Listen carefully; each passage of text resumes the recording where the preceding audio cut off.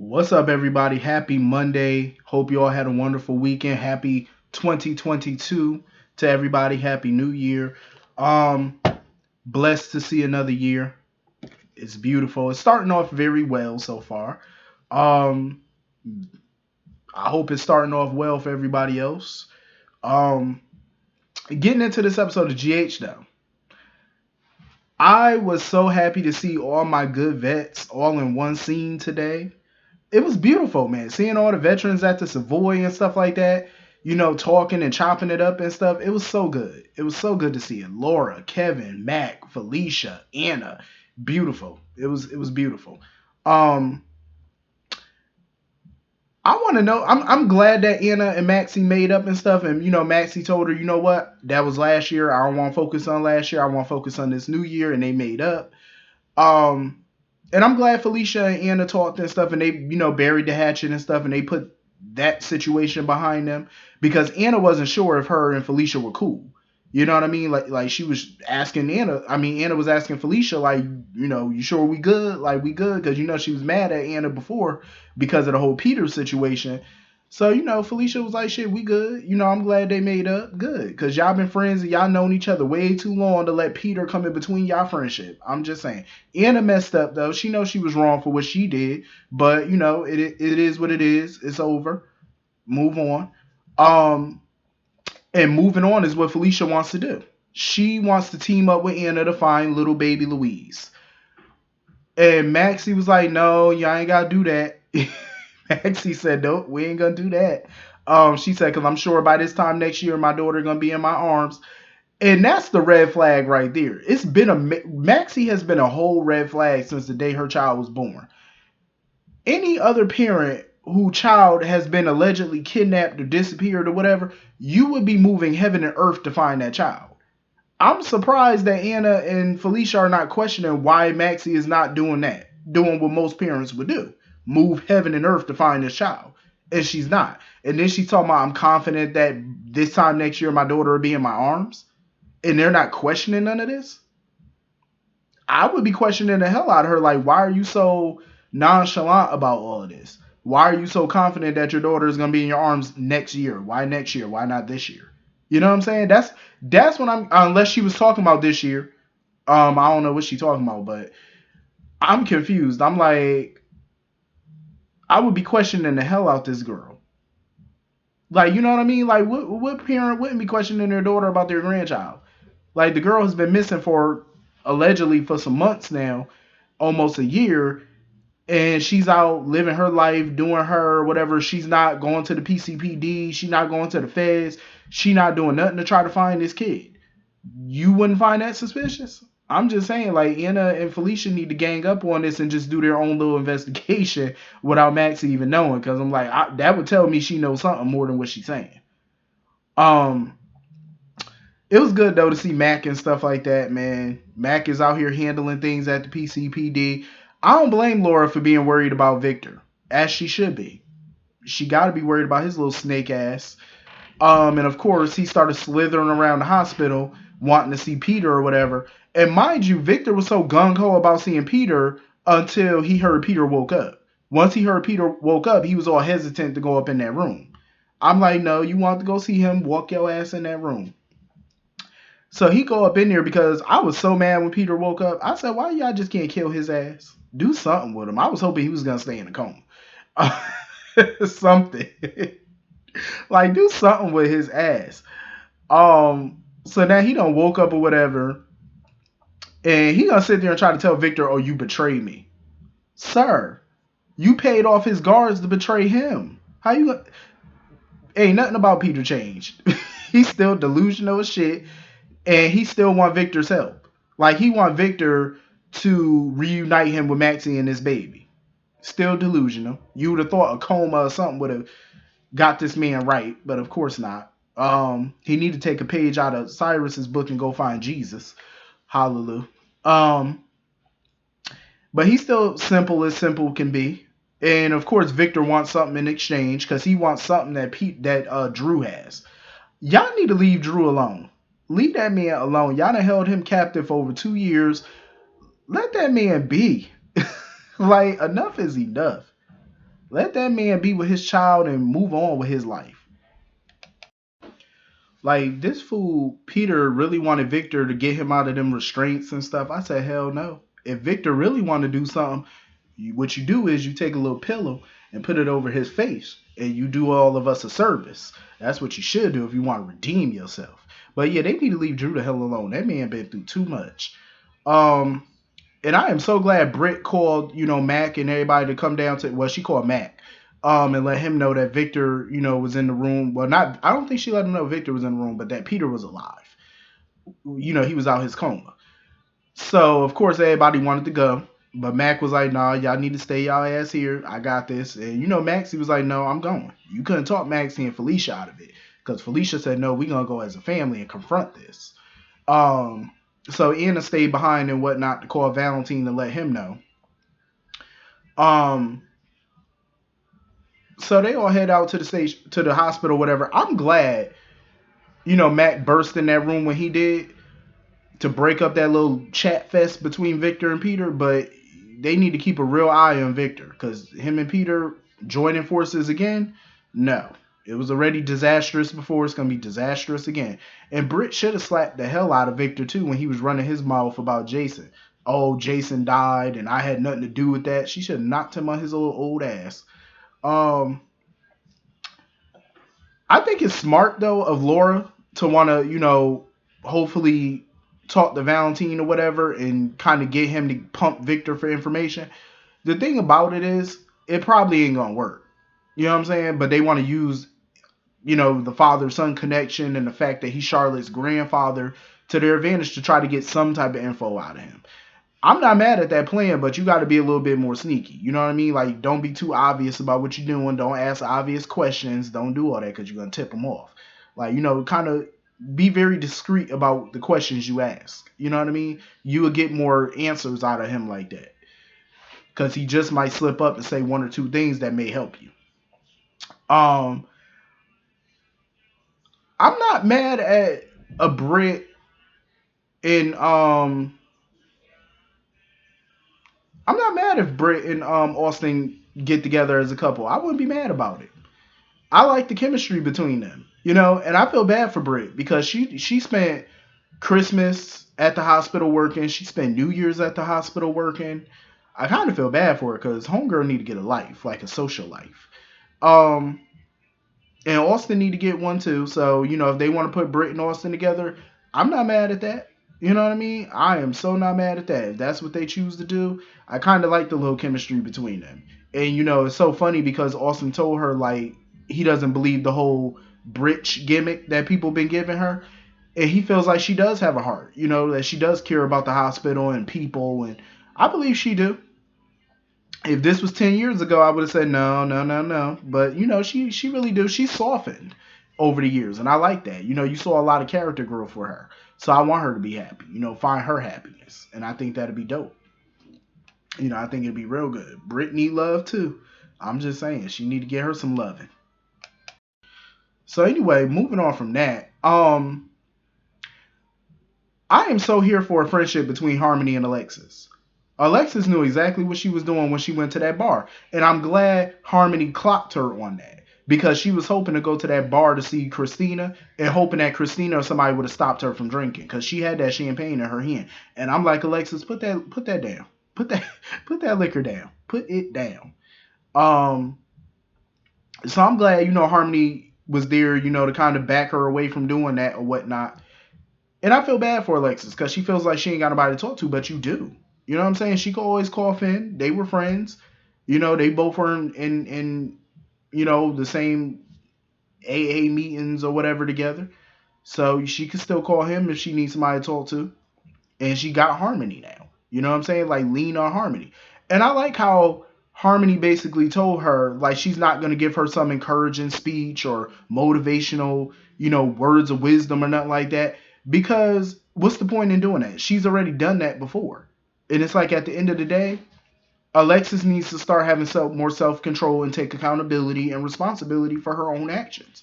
And she does. I so agree with that. Alexis definitely needs to. Like, she needs to, have some self-discipline when it comes to her and liquor. She really does. Because, nobody's going to be there to stop her every time she wants to drink. She has to be able to stop herself from drinking. So I'm glad Harmony let her know that. Like, you got to start taking accountability for yourself. You can't always rely on somebody to stop you every time you want to drink. You got to stop your own self. I agree with that. I 100% agree. That's the only way she's going to stay sober. Like, look at Monica. Monica had her issues with alcohol, and look at her now. That woman done been through a lot to make anybody want to drink. And she still maintains her self-discipline and her self-control by staying away from it. Like, she's around liquor, because she got family members that drink. And she doesn't mind it. She has so much self-control that she can be around it without even being tempted to drink. And I love that. And Alexis needs to get to that level. Once she gets to that level, she's good. She's definitely good once she gets to that level. I feel bad for Harmony, though. I really do. I feel bad for her because she really wants to mend things with Willow, but Willow's not making all that much of an effort either. Here it is New Year's, and Willow has not sent her a text, nothing for New Year's. And I kind of understand. I mean, Willow going through her own shit right now, so I can kind of understand. But that's why she need to reach out to her mother, because it's like, who else can Willow talk to? She's going through a lot within the Corinthos family right now, and I think she should open up to her mom about it. That can definitely help their relationship by her having somebody that's not in that world that she can talk to.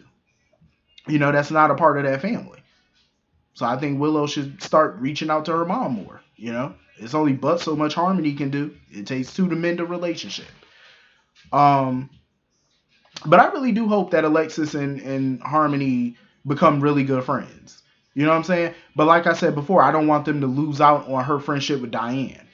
You know what I mean? Because her friendship with Diane is everything. And I love that friendship. So I really want them to maintain that. So, but hopefully they expand upon this, because I'm liking it.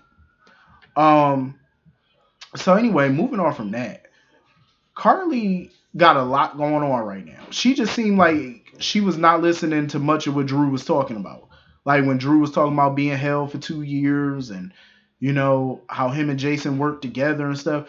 Carly just seemed like at that moment she wanted to be by herself. She wasn't paying attention to too much of what Drew was talking about.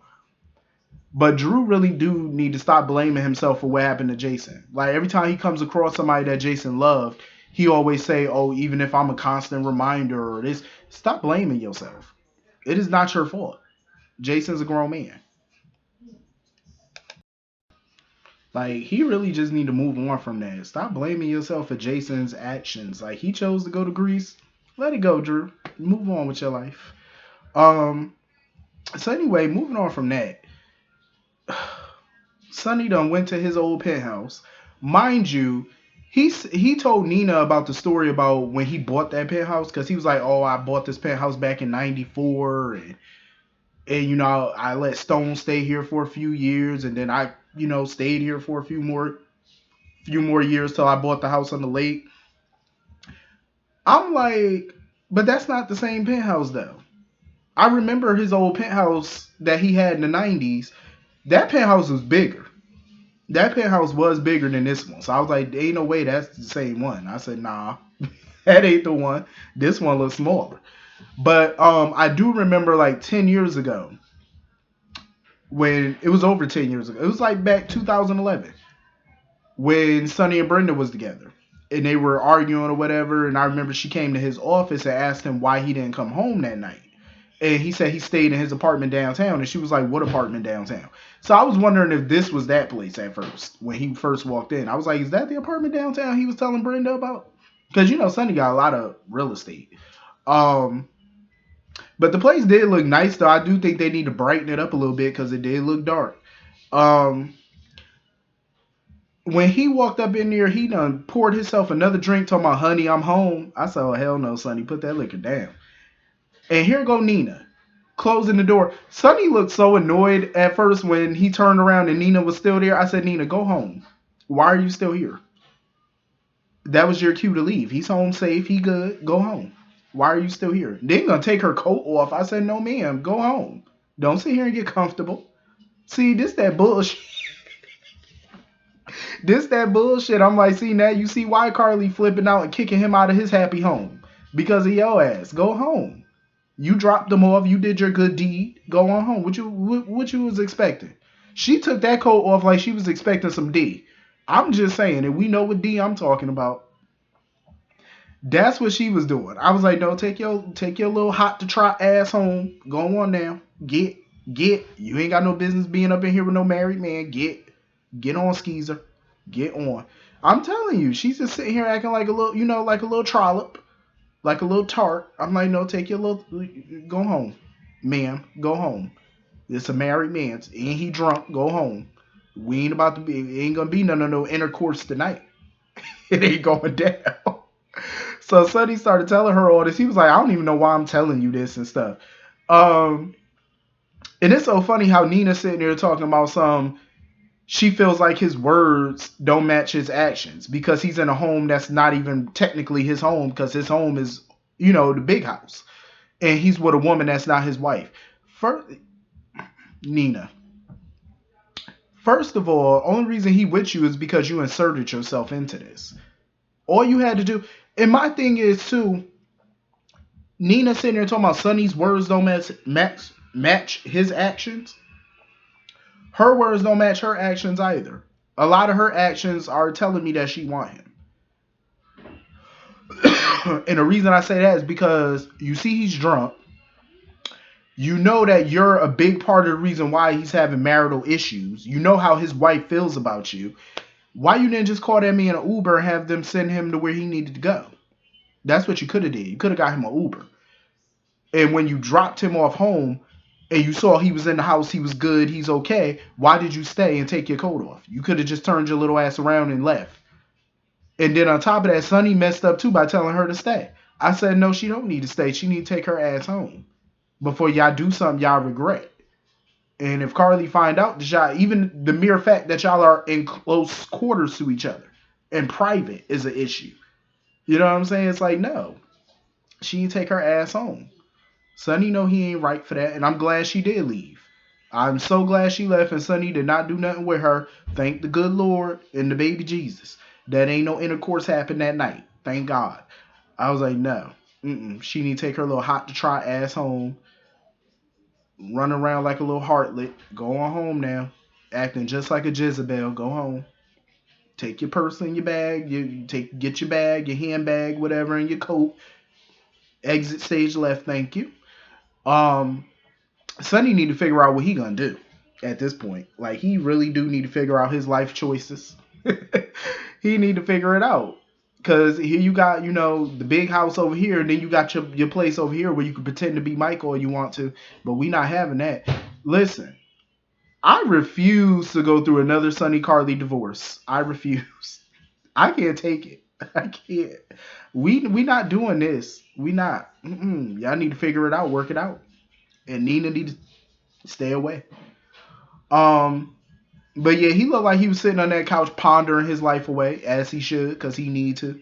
Like, he need to figure out what the hell he gonna do with himself in his marriage at this point. I still, like I said before, and I'll say it again, he tripping because ain't nobody about to kick me out of my home. I'm just saying, I'll go sleep in the guest room, but you ain't gonna kick me out of my happy home. Not my domicile. I'll go sleep in the guest room. You can add a master. Take it or leave it. So anyway, Kevin was trying to get it in with Laura. He was like, listen, it's 2022. It is after midnight. We about to get it in. And of course, they get a knock at the door. Kevin, Laura was about to go open the door. Kevin said, no. He said, whoever it is past midnight can't be nobody good. We ain't about to entertain this tonight. He said, no, I'm trying to get it in. Like, Kevin done been without his wife for so long. He said, listen, our flesh need to be as one. Kevin was not playing. She looked through that peephole, opened that door, and was shocked at who she saw. And I'm thinking to myself, like, who you see? And come to find out, it's fucking Tracy Quartermain. It is none other than Tracy Angelica. I said, oh shit, look at my boo. She look good too. Look like a little mini Lila. Look like a modern version of her mama. I said, look at Tracy, looking all good with her gray hairs out. I said, look at her. And she looked all somber, and I'm like, what the hell wrong with Tracy? And then she talking about Luke gone. I was like, wait a minute. Gone as in gone where? Like he left Amsterdam and you can't find him? Or gone as in he went to the upper room? I hope she not talking about the upper room. I hope she not. I'll be damned if they kill off Luke. I know they not about to go that route. I know y'all not about to kill off Lucas Lorenzo. It ain't going down like that. Y'all better fix that. Because she said gone, and I'm trying to interpret gone. So hopefully we get more into this tomorrow, because I want to know what you mean by gone. Like gone as in gone with the wind. Gone as in, he in Vegas somewhere maybe, or Mexico, like that kind of gone. I just hope it's not the upper room. I hope not. Lord, I hope not. Don't tell me no shit like that. But yeah, this was a good episode though. Hit the comment section, let me know what y'all thought about it, and I'll see you all later. Have a great night. Peace.